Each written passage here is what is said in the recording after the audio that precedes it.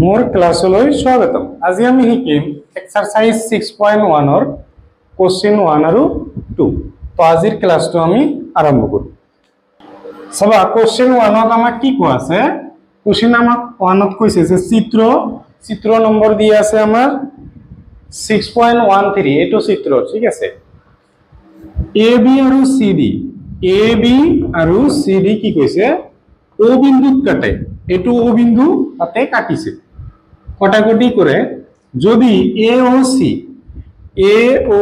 তার মানে আমার এই কোণটো AOC প্লাস BOE আমার এই কোণটো, ঠিক আছে। এই কোণ দুটা মিলি কিমান হয় 70।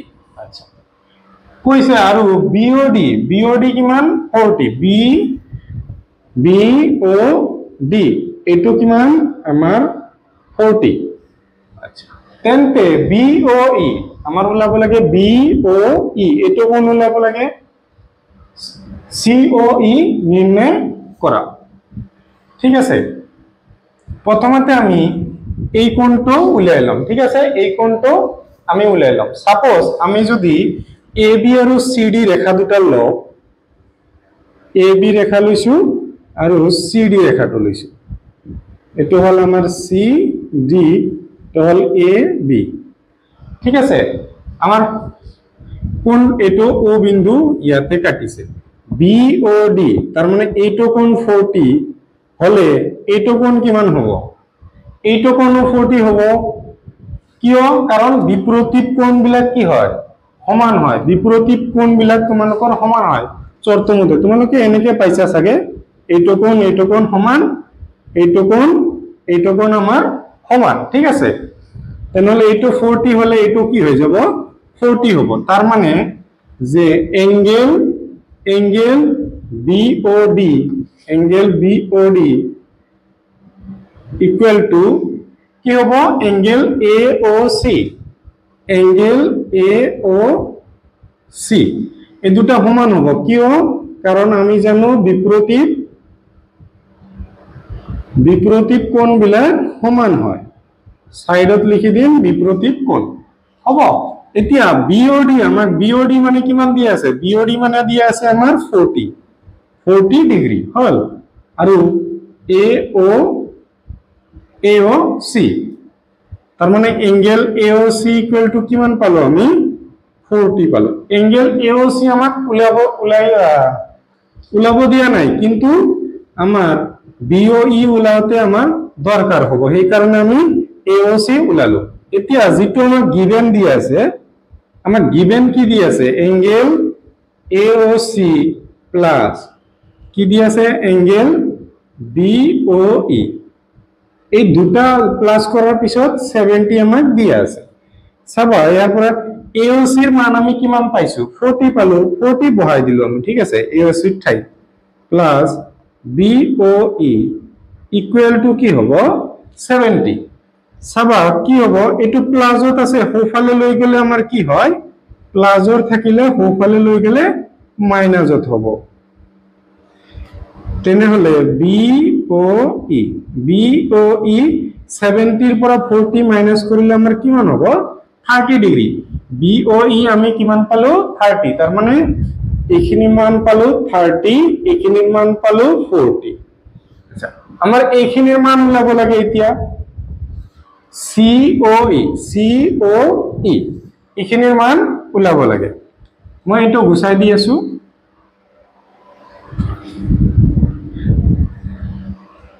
চাবা তোমালোকে তলে তলে লিখিবা, ঠিক আছে। এতিয়া চোৱা ইয়াতে AB তো এটা সৰল ৰেখা, আৰু সৰল ৰেখাৰ কোণ আমাৰ কি হয়?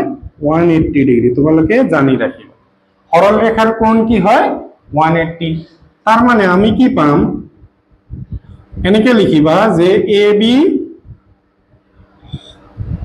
ৰেখাৰ উপৰত লিখিব পাৰা, ৰেখাৰ উপৰত কি হয়? CO আৰ OE, CO আৰু OE কি কৰিছে? ছেদ কৰিছে। আমি ছেদক বুলি লিখি দিম, ঠিক আছে। এই দুটা ছেদ কৰিছে। আচ্ছা এতিয়া আমি লিখিম AOC প্লাস COE এঙ্গেল লিখি দিছো লগতে আৰু হেকত কি হ'ব BOE এই তিনিটা প্লাস কৰিলে আমাৰ কি হ'ব 180 চাবা এটো এটা সৰল ৰৈখিক কোণ আমাৰ এটো প্লাস কৰিলে তিনিটা প্লাস কৰিলে কি হয় 180 আমাৰ হ'ব আচ্ছা AOC এর মান আমি পাইছো অলরেডি 40 ঠিক আছে বহাই দিলু COE আমার উলাব লাগে প্লাস BOE তোমালোকে কিমান পাইছা 30 বহাই দিল ইকুয়াল টু আমার 180 এতিয়া 40 আৰু 30 প্লাস কৰিলে কিমান হ'ব 70 প্লাস COE ইকুয়াল টু 180 ঠিক আছে এতিয়া COE 180 এটো আমাৰ প্লাসত আছে হোফালে লৈ গেলে আমি কি লিখিব পাৰো মাইনাসত লিখিব পাৰো এঙ্গেল COE ইকুয়াল টু 180 এৰ পৰা 70 মাইনাস কৰিলে আমি কিমান পাম 110 ডিগ্ৰী ঠিক আছে হল ভিডিওটো পজ কৰি লিখিলো তোমালোকে কোশ্চেন 2 চাবা কি কৈছে যে xy চিত্ৰ আমাৰ এইটো চিত্ৰ আৰ পিছত কৈছে যে xy আৰু mn ৰেখাই xy কোনটো ৰেখা এইটো ৰেখা আৰু mn এইটো ৰেখা সৰল ৰেখা এইটো আমাৰ অলপ সিধা হোৱা নাই এইটো তো সিধা দিয়া আছে ঠিক আছে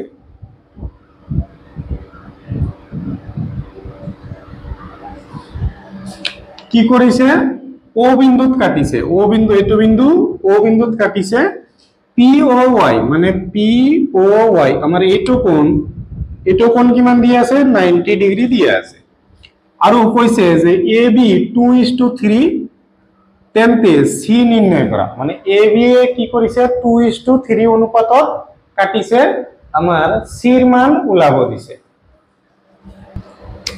সলিউশনটো চাবা সলিউশনটো আমি কেনেকৈ কৰিম প্ৰথমতে আমাক দিয়া আছে এইটো আচ্ছা প্রথমতে আমি ধরিলাম যে a = 2 দিয়া আছে আমি 2x বুলি ধরিলাম লেট এর মান কিমান 2x আৰু b = ধরিলাম আমি 3x হ'ব a = 2x b = 3x এতিয়া xy টো আমাৰ xy টো এটা সৰল ৰেখা হয় ঠিক আছে ইয়াৰ ওপৰত কি দিয়া আছে এনেকুৱা দিয়া আছে এটো দিয়া আছে 90 ডিগ্ৰী ইখিনি হল a তলৰ কিনি হল আমাৰ b এতিয়া চাবা আমি কি কৰিব পাৰো আমি জানো যে সৰল ৰেখাৰ কোণ কি হয় 180 তাৰ মানে এইখিনি মানে কি হ'ব a প্লাস এই b কোণটো প্লাস এই 90 ডিগ্ৰী গোটেইখিনি প্লাস কৰিলে আমাৰ কি পাম আমি 180 পাম এতিয়া a মানে কিমান দিয়া আছে 2x এঙ্গেল a আৰু একে কথা সাপোজ এনেকে ধৰিলোৱা angle a = 2x angle b = 3y angle a মানে আমি কি বহাই দিম 2x আৰু b মানে কি বহাই দিম 3x 90 টু হোফালে গলে কি হ'ব 180 প্লাসৰ আছে মাইনাসৰ ও ইয়াতে এটা লাইন লিখি দিবা সৰল ৰৈখিক কোণ ঠিক আছে সৰল ৰৈখিক কোণ আচ্ছা 2 আৰু 3 প্লাস কৰিলে কিমান পাবা 5x পাবা এতিয়া 180 এৰ পৰা 90 মাইনাস কৰি দিয়া তোমালোকে 90 পাই যাবা x 5 টু ইনটু হৈ আছে হোফালে গলে আমাৰ হৰণ হ'ব এতিয়া 90 কিহেৰে কাটিব লাগিব 5 এৰে 9 ৰ মাজত 1 থাকিল কিমান 9 ৰ পৰা 5 মাইনাস কৰিম 4 শূন্য এটা আহিল 5 40 ৰ মাজত কিমান বাৰ যাব 8 বাৰ তাৰ মানে আমি x = কিমান পালো x = পালো 18 ডিগ্ৰী তাৰ মানে এতিয়া আমি a কোণ উলিয়াব পাৰিম তোমালোকে তলে তলে লিখিবা মই ইয়াতে লিখি দি আছো a কোণ = কিমান লৈছিলো 2 * x x মানে কিমান পাইছো 18 ডিগ্ৰী আমি বহাই দিম 2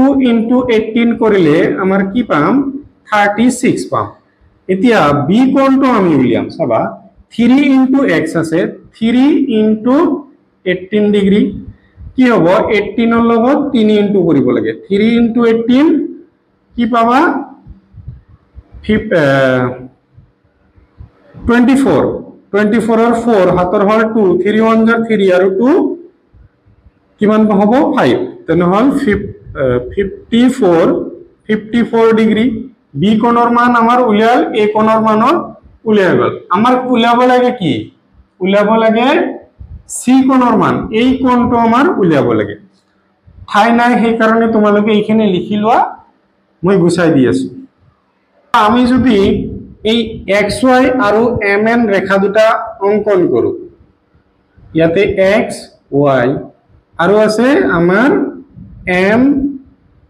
ইয়াতে হল n কাটিছে আমাৰ o বিন্দু